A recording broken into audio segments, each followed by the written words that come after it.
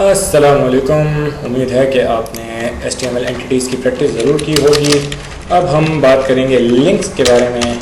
Links और हम पिछले अपने सेक्शन को हॉरिजॉन्टल रूल लगा के अलग कर लेते हैं और ये हॉरिजॉन्टल रूल लग गया।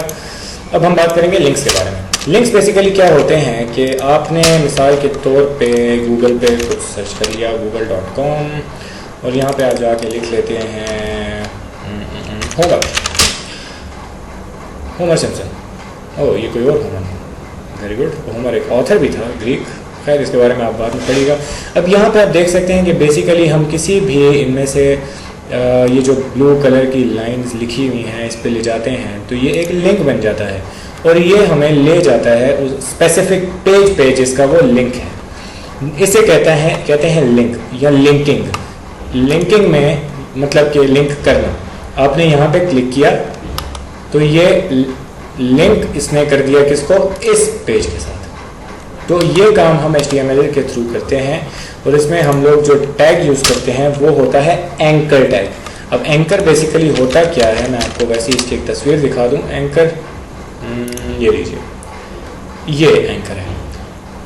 आपने देखा होगा कश्तियों को जब वो लेट्स सपोज पार्क करते हैं, मुझे इसका वर्ड नहीं आ रहा लेकिन लेट्स सपोज पार्क करते हैं, तो ये एंकर वो गिरा देते हैं समंदर में।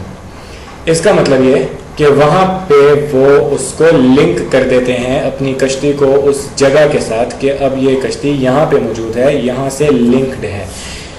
तो इसी तरीके से हम क्या करते हैं कि ये टैग यूज़ करते हैं, एंकर टैग। एंकर टैग के लिए हम यूज़ करते हैं ए टैग और एंकर, और इसका भी क्लोजिंग टैग होता है इस तरीके से। और इसमें हम बेसिकली एंकर टैग के साथ हमने एक रेफरेंस देना होता है। जैसे मिसाल के तौर पे href में मैं कहता हूँ कि यही लिंक में अगर उठा लूँ, यहाँ चलें google.com उठा लेते हैं, google.com। इसको मैंने यहाँ पे किया कॉपी और यहाँ किया पेस्ट कि मैं जब क्लिक और यहाँ पे मैं कोई भी टैग्स के बीच में यूज़ करूँगा, here to go to Google।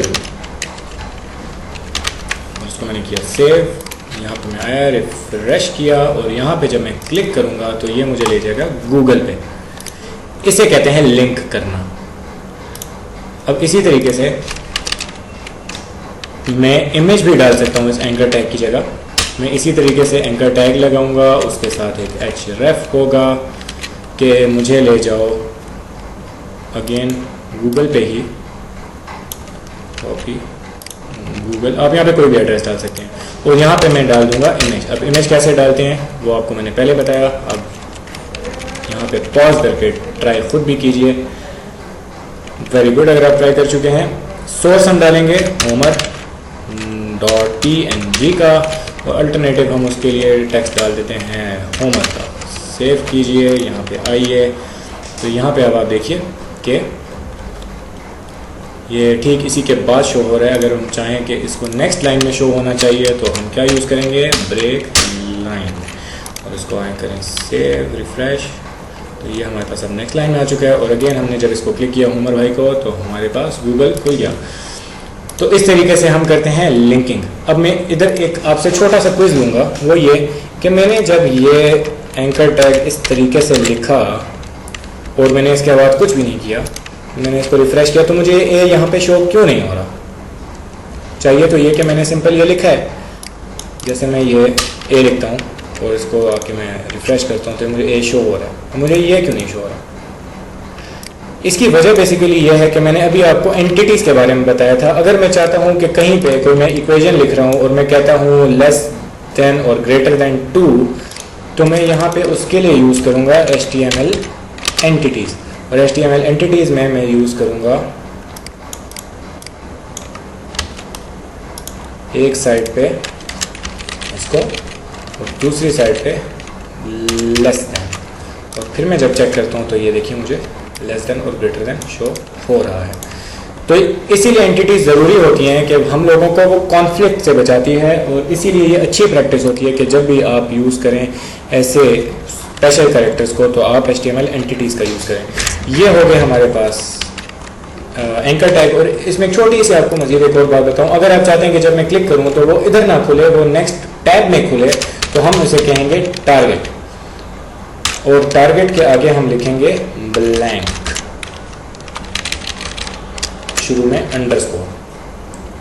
इसको हमने किया रिफ्रेश, और जब हमने क्लिक किया, सॉरी ये हमने किस पे लगाया है, हमने ये पहले वाले पे लगाया था, इसको बैक ले जाएं और इस पे जब क्लिक करेंगे तो ये देखिए न्यू टैब खुल गई। इसका मतलब कि हमने न्यू टैब में इसको लिंक किया है गूगल के साथ। ओके, ये आपको इजीली समझ आ गया होगा, इसकी भी आप ज़रूर प्रैक्टिस कीजिएगा। और अब हमारा सिर्फ एक लास्ट लेक्चर बाकी है आई फ्रेम्स का, और ये प्रैक्टिस करके आइए, हम नेक्स्ट लेक्चर में उसको रैप अप करते हैं। टाटा।